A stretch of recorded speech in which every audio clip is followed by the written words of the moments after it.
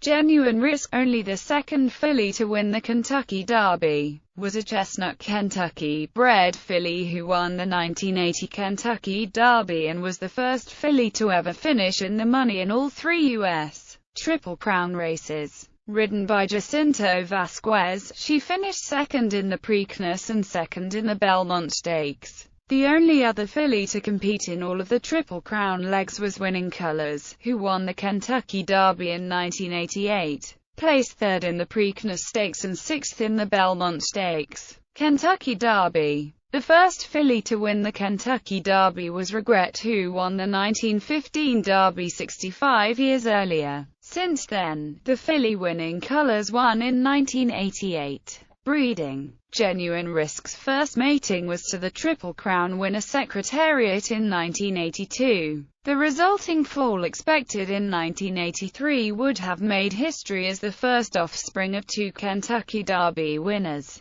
Genuine Risk, however, delivered a stillborn colt. Though scheduled to be bred to Nijinsky II in 1983, she was rebred to Secretariat without success. Over the next 17 years, she produced only two living foals. Genuine Reward, a chestnut colt by Rye in 1993, and Count Our Blessing, a chestnut colt by Chief Honcho foaled in 1996. Neither colt ever raced. Genuine Reward went to stud in 1997, sired 47 horses with 13 winners, and was in Wyoming until July 2015 when he was moved to Old Friends Equine in Georgetown, Kentucky due to the philanthropic efforts of author Laura Hillenbrand. Count Our Blessing was eventually gelded and is currently a show horse under the name of Wesley. Honors and retirement. Genuine Risk was inducted into the National Museum of Racing and Hall of Fame in 1986. In the Blood Horse magazine list of the top 100 racehorses of the 20th century, she is ranked number 91. Retired from breeding in 2000 after losing several foals or failing to conceive. Genuine Risk spent the rest of her life at the Firestones Newstead Farm in Upperville, Virginia.